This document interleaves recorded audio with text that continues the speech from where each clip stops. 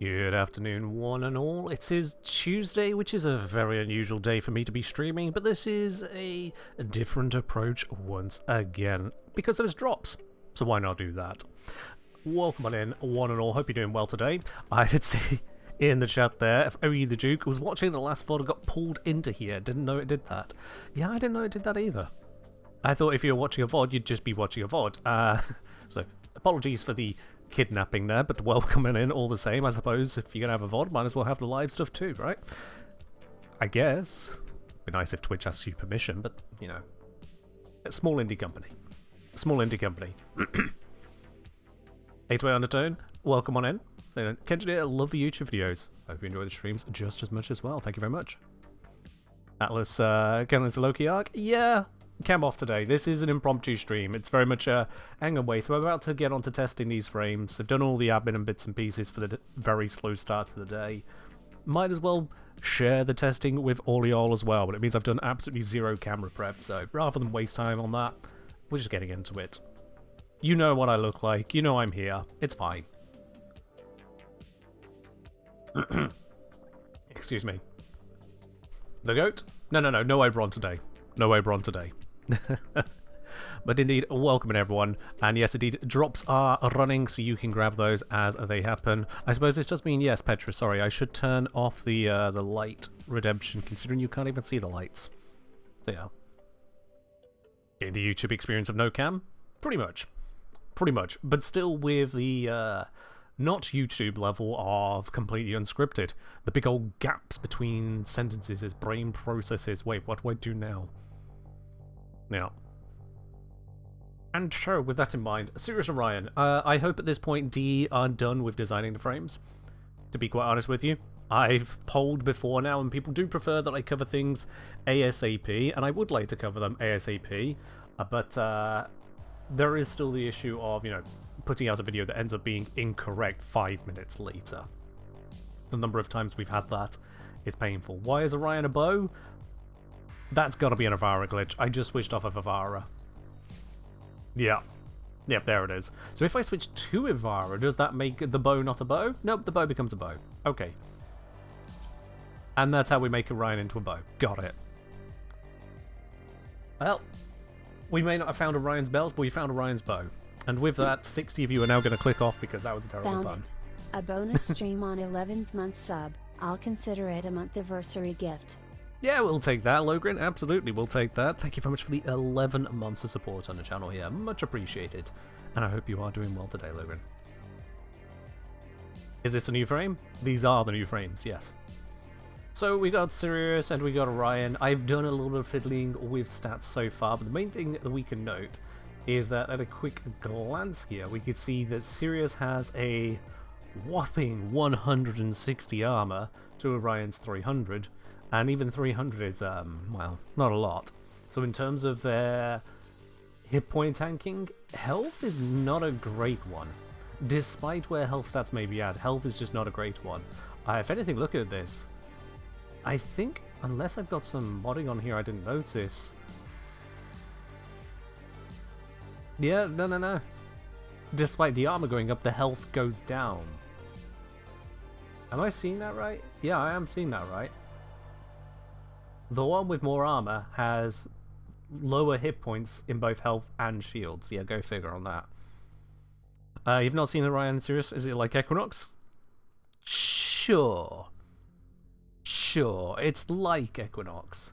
I'll be honest, there are more similarities than there are differences, so there is that, but you'll see as we go through. This is mostly a testing stream, so I'm not going to be too focused on, like, running off down random avenues of chat today, because if I don't actually get these tested, you'll never get a video on them. And that would suck. So yeah, that is the idea. Now, with Sirius, I threw together some builds in testing early when they came out, and when I say builds, that's a singular build there. And that was just demonstrating the effectiveness of the Umbral set, which, one, is expensive to fit. You know, 48 drain if you're not using Umbral Formers is a lot.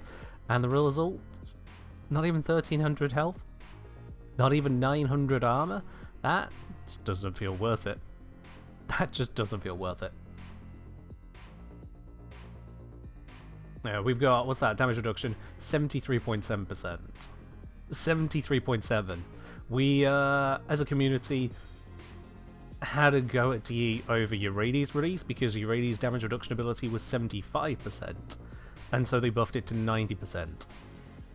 Straight up blocking, what's that? Another 60% of the damage on top will make it 2.5 times as tanky.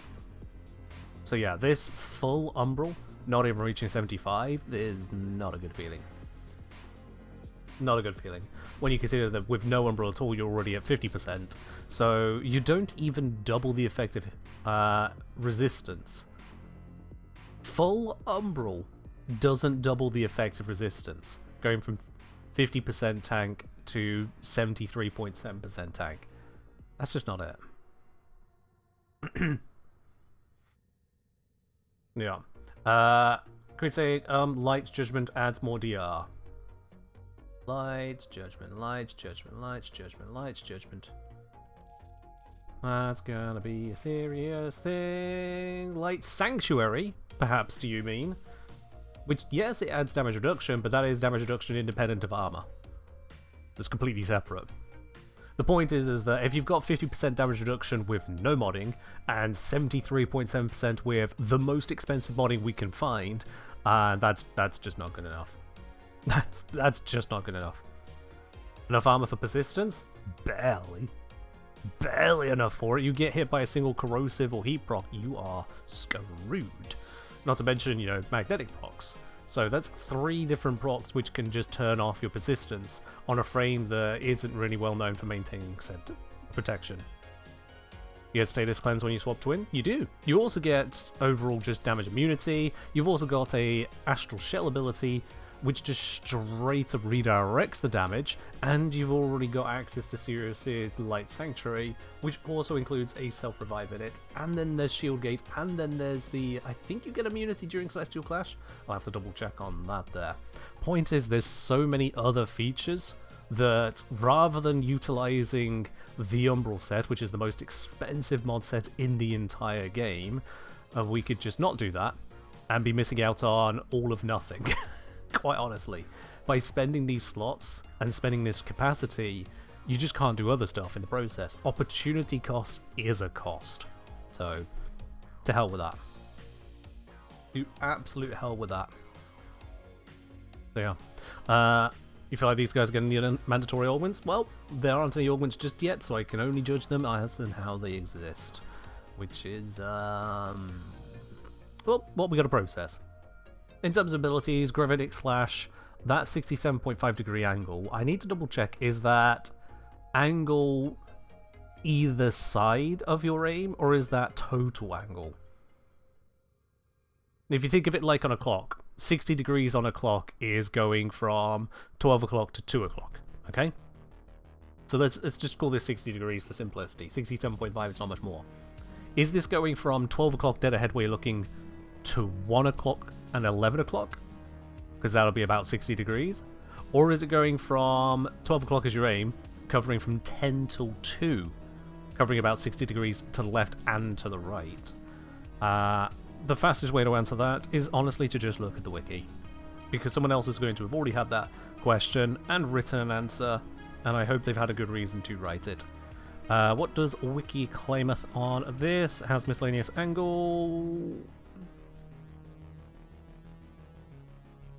Shoot. Alright, it's not clear. Is Orion Sirius still bugged? Yes. I don't know which bug you're on about, the answer is yes. Come on. Hi and welcome to Warframe. Is it bugged? Yes.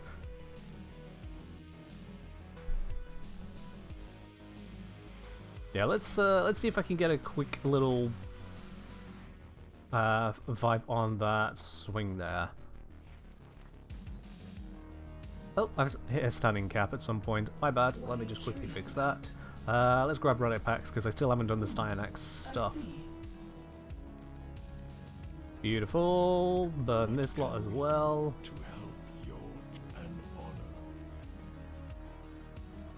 There we are. Alright then. That's out of the way. We can stop thinking about that now. The multitude of creatures you have immortalized would cry out in thanks. If you spend too much time on the secondary brother, you'll get hit with an AFK warning or not get mission rewards. Oh, that's fun. I do wonder, behind the scenes, what tech do you have needed to do to make the two brothers act as brothers, and this whole primary and secondary Warframe nonsense. I really do wonder behind the scenes what they had to do to make this happen, because we've had dual modding already in the form of Sevagoth, and that works. At least I believe it works. And we've had dual forms exist already. See Duality Equinox, Wukong Wuclone, Spectres. So I wonder what they've done behind the scenes to make Sirius and Orion work and not work the way they have, and why they've needed to do it the way they have. I do wonder. Okay, let's see if the sun's going to allow me to actually test things how I want to test them. Or will they get in the way? Let's find out. So if I go over here, we want to see the armor stripping effect. Wow, that hit a lot of stuff around me and moved them at the same time. But it looks like the angle cut across over there. So that does look like...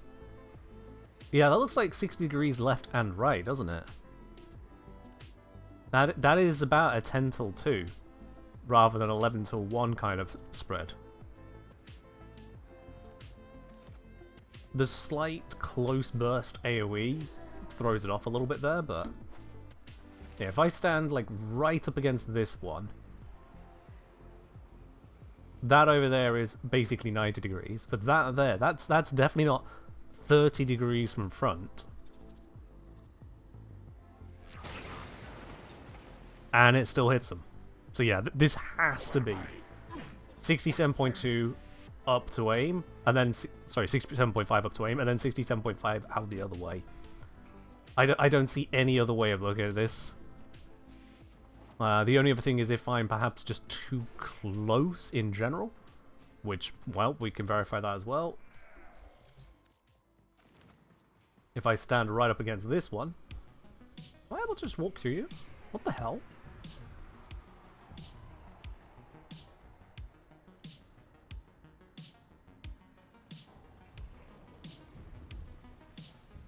Chat. This isn't normal, is it?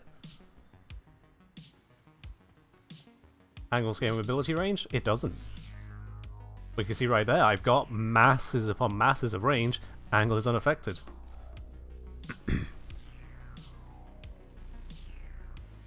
This is cursed. Anyway, curses aside, aiming down the line there to get us as solid a lineup as we... Oh god, the offset. Like, aiming down the line. That's aiming down the line, and I'm stood, like, full foot to the left. Anyway, we'll just do that. That works. I mean, we can pretty clearly see that is the line it's taking. That line to that line. Yeah, that's not 30 degrees, is it? That is... Yeah. A lot more. What was that? 89 degrees green? 89 degrees? There is no 89 degrees. Are you looking at defense reduction 84% or status chance 169%? Because that's your 80 and that's your 9. Shedspot, you've combined together 3 different lines at once. Please put on your glasses.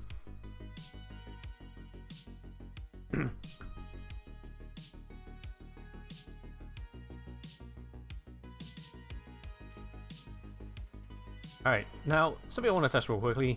If I just switch sun here and then try to walk through the enemies. Yeah, no, still walking through them. What? This isn't normal.